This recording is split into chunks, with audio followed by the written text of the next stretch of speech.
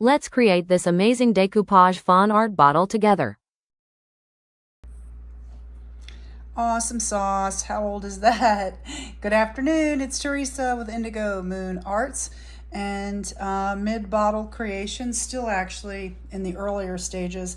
I consider mid when we pull out the paint, which is coming next. I just showed you a short clip on, well actually it might have been a long clip, on the application of images, and we're going to do that process now for the actual bottle that we're working on. So this bottle, a Woodford Reserved bottle, has been fully decoupaged, it has been fully primed, and it is ready to go. So now that we have it, we talked about our image a little earlier, and we have already shrunk it down to the appropriate size for the bottle. But as I'm looking at it, I think I want to trim up here just a slight tiny little bit more, just to make it perfect. So I'm gonna roll the corners a little bit like this, because I'm actually, how to explain, I'm trying to keep it the same distance, I guess. Let me go this way like this. Okay, I think that'll do it. The image on the front is not symmetrical, so I could cut a little tiny bit off of the bottom if I wanted to. What I'm concerned about, or what I'm looking at, is if I trim a little bit more, then up here might be a little bit flatter, might go on a little bit better. Anytime you have a curve, you're more likely to run into bubbles or wrinkles or adherence issues. Flat is flat as it measures. If it'll go one, the straighter the better. So as soon as we have curves, whether it's a curve in your image or a curve on your bottle, this bottle is not flat, it goes down, it has curves. So if we curve the image, we are doing the natural fit of the image to the bottle, which will help prevent wrinkles once you push it down. So I'm sure you guys like Easter eggs, they're challenging. Anyway, this is an original Indigo Moon's art design, and let's put her down. So showed you this in the last one. I like to use a lot of product. I'm using a dry brush right now. It's actually slightly wet from cleaning it. It dried out a little bit. Doesn't really matter. All we're doing is applying the image, and we are applying it to a dry bottle. Make sure your bottle is dry, because you'll have all kinds of problems when you do this. So we're gonna take a lot, and we're gonna put it down right now. A lot, a lot, a lot. See what I'm doing? And spreading it out, just making sure every possible area where this image is will have made contact, bottle, and glue. Then I'm going to take my actual image and I'm going to hit it on the corners, because it slides better if you want to move it around a little bit.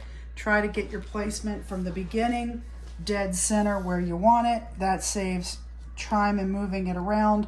But the Mod Podge gives you a little bit of flexibility. See, this is what I was talking about before.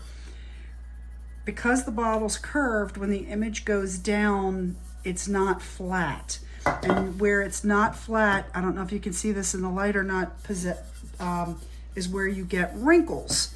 So I'm trying to push those out right now with my finger. I do not have any glue on the surface yet. So because of that, I can easily move. So you can push that out, push it out. I'm pushing towards the area where I want the wrinkle to go. Push it out, push it out. So I'm going from the center of the image outward, center of the image outward. It prevents the image from moving. It also spreads it out like this. That helps with bubbles, it helps with wrinkles, it helps with all of that. And then it looks pretty good to me right now. So now I'm gonna go and try to capture it with the glue. There we go. Let's get that one out of there. Pushing it. As soon as you put glue on it, you run the risk of pulling the image back up. But anyway, I'm gonna slap a lot on and go back and get the details in a minute. I've got plenty of glue, okay? Plenty of glue. I can always put it back in the bottle. Maybe I shouldn't show you this because I'm used to doing it this way. Anyway, I'm gonna put it back in. I wanna make sure all of the image is covered. You can't really go wrong. Well, you can go wrong. I guess you can go wrong anywhere at any time. But I used a lot of product, and right now I am pushing. You can see how much pressure I'm using because I'm pulling glue off. See? Pulling glue off, pulling glue off, pulling it back off. That's helping me adhere the image. Pulling it off, and I'm going to go around and I'm going to look and see if any of the image is lifting. Push, push. Okay, putting the excess back in the bottle. I'm just pushing it out, spreading it out, pulling any possible air bubbles that are under the image out, out, out. Now, while this is still wet, you can go back with your finger. I'm really pushing now. The glue must be wet, fresh. Do not do this once that glue has dried. You will pull that image up. You will pull the color off. You will have a problem. Just, you know, that's experience learned. I'm only going to do this for a very short period of time right after I put the glue on. I'm not going to attempt to do this again at any point in time. I'm just making sure my wrinkles are out. I'm going to take my bottle. I'm going to put more glue on my brush, and I'm going to go back because I just touched it. Put the glue back on. Spread it out nicely. It should be down. All right, all areas are covered, and now I'm not going to mess with it because messing with it now is just going to create problems. You can go around and you can look at all the edges on your bottle. Like there's a pop. You can see if anything is lifted. You should always check. See if any creases, anything. And I think we're good to go. And that helps us. We now have 4 bottles. Oops. We now have all the bottles with images on them. This one has actually dried, you can see. That's good, that's one. Let's see, this is the bottle we're working on today, right? This is the one, I think, that we are doing to completion, the maple syrup bottle. There you have it, you can check them out.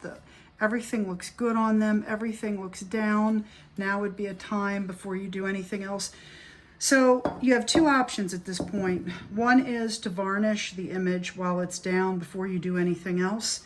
If you do that, that will protect the image from anything happening to it throughout the process. If you get paint on it, you can wipe it off. If you do not varnish, you have to be very careful with this image as you are blending and doing whatever. If you get paint on it and you wet a brush or anything to take it off, you could potentially take part of the image off even though it's covered in the decoupage glue.